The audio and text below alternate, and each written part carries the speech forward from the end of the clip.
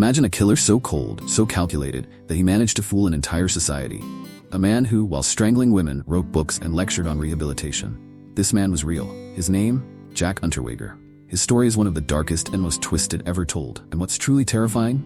He was celebrated as a symbol of redemption until the truth, the ugly, horrific truth, came to light.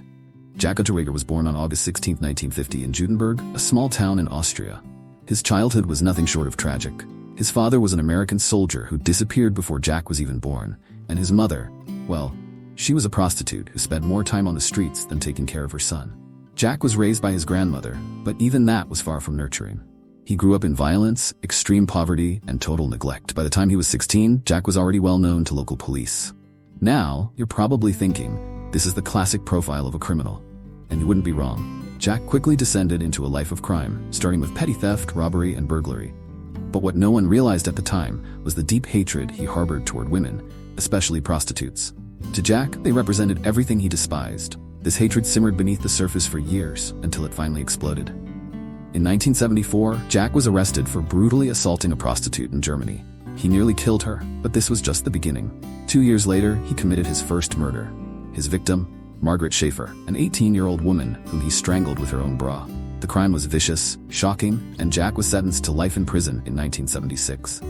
People thought justice had been served. A monster was behind bars, but little did anyone know, the real nightmare was only beginning. While in prison, something unexpected happened.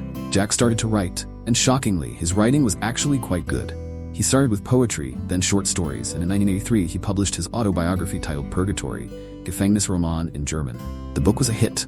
Critics, journalists, and intellectuals were captivated by the tale of a man who had turned his life around. Suddenly, Jack Unterweger wasn't seen as a cold-blooded killer anymore, but rather as a shining example of how art can rehabilitate even the most damaged souls. A campaign for his release began to gain momentum. Writers, journalists, and even politicians rallied behind him, insisting that Jack had paid for his crimes and deserved a second chance.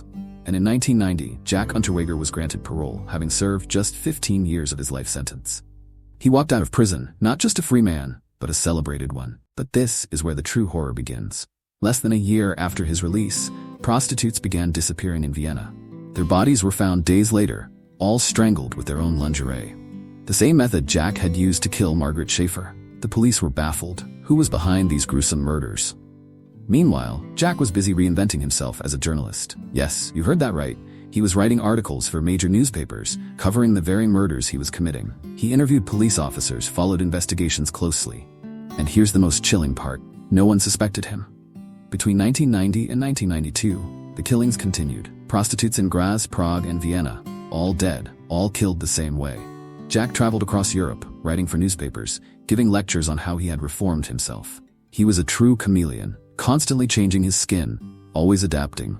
And while he was gaining fame and fortune, he was still killing. The turning point came when Jack decided to travel to the United States, supposedly to write an article about prostitution in Los Angeles. But as soon as he arrived in the city, 3 prostitutes were found dead, all strangled. The patterns were unmistakable. Jack was repeating his crimes, but this time on American soil. The LAPD began to connect the dots, realizing that Unterweger was always present in the cities where the bodies were found. By 1992, after thorough investigations, both US and Austrian police had Jack firmly in their sights. He could no longer hide. In February of that year, Jack Unterweger was arrested in Miami after attempting to flee.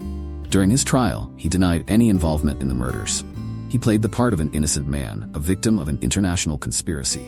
But the evidence against him was overwhelming. Hair fibers from the victims were found in his car, and the pattern of his killings was identical to his first murder years ago.